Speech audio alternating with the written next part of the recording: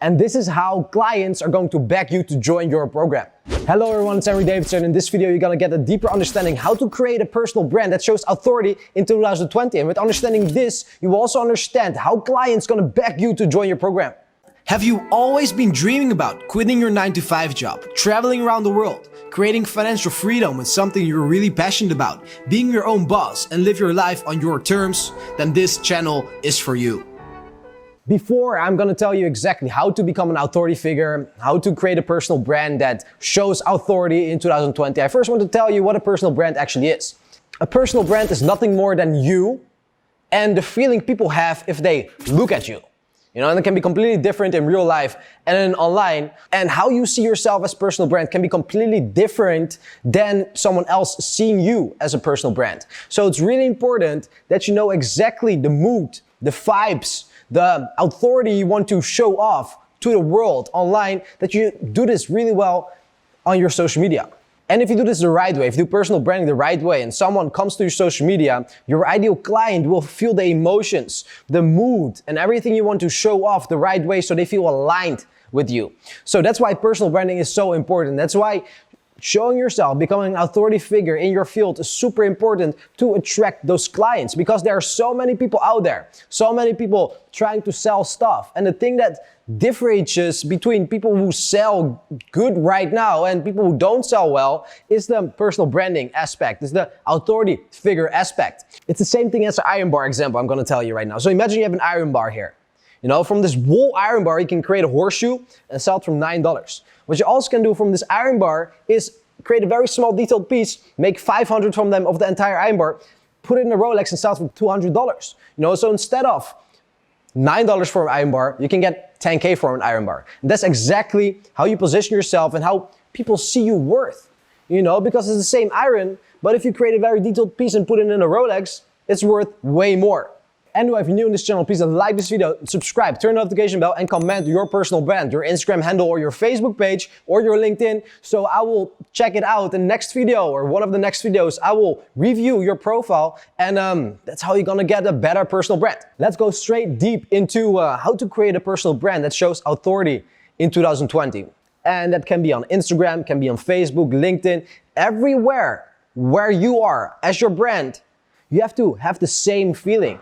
You know, if you have an Instagram with a completely different branding than maybe your YouTube channel or your LinkedIn or your site, then people will have different emotions, will have a different mood, and that's not what you want. That's why branding everywhere should be the same. So everywhere where people see you and follow you, they have the same mood, the same feeling as they get if you see you somewhere else. You know, and the first thing I want to talk about is colors. Colors are really important. You know, the psychology behind colors is every color has a different mood, has a different meaning. So what I want you to do is have two colors which your personal brand aligns with, feels like, has the mood you want to create. And what I want you to do is to go to Google, literally, and Google for color palette. Then you see all the different colors from red to blue to yellow to green, and you see what all those colors really mean. Then I want you to choose two colors. One is gonna be your main color. Your main color, what you want to show off with your personal brand the most. And the second one is the sub color, which you can also add to it, which always amplifies the other color.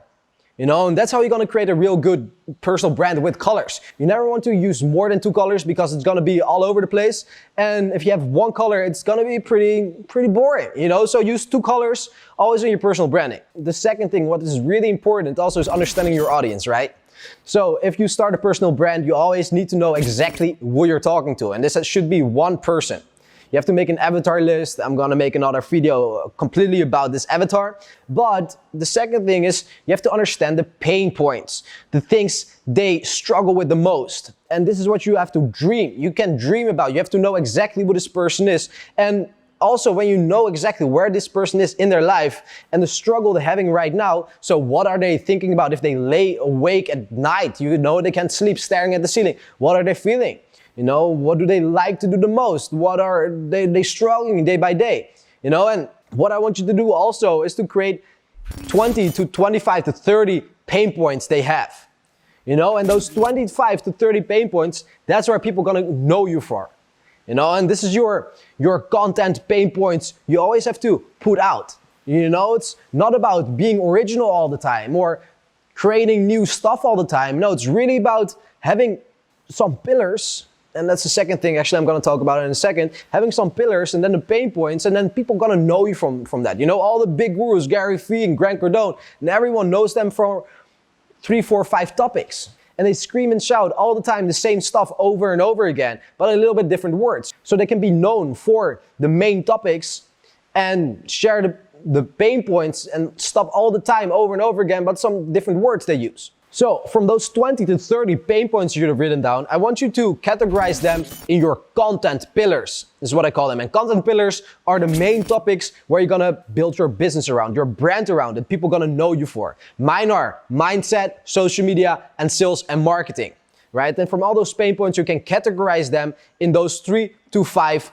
content pillars, those main topics of your brand. And this is super important, right? And it's also really important, especially when you grow up your business, right? And you're gonna get more people in your team, that you have your whole pain points, your main topics, the colors, even the fonts, and everything that's branded in a map, you know, your branding book. So everyone who's gonna work with you or everything you're gonna do fits in with your brand. If you don't have this and you don't know it yourself, you're gonna make content that doesn't really talk to your audience. You're gonna have different kind of moods and feelings in every piece of content you're doing. And that's not how you're gonna create a strong authority personal brand in 2020.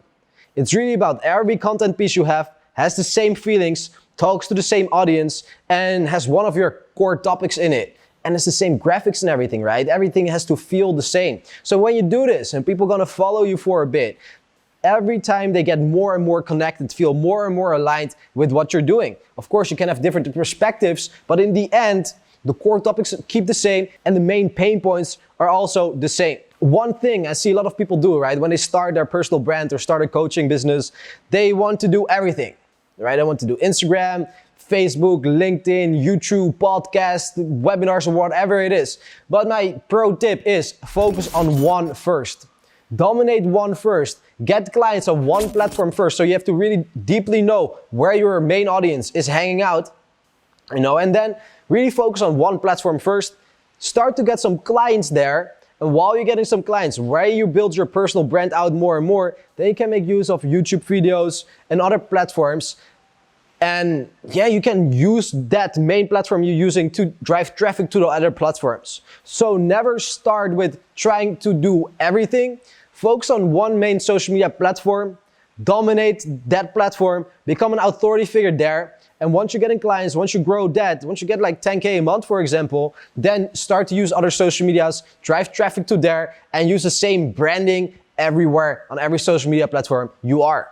So you might checking this video out, but you haven't took the first step yet. And the first step is really understanding what is your niche. You know, you have to be confident that your niche is profitable. You have to do some market analysis. You have to pick something that's you're passionate about, right? You don't want to build a business that's not from your passion, something that you don't want to do for the rest of your life in 2, 3, 4, 5 years from now.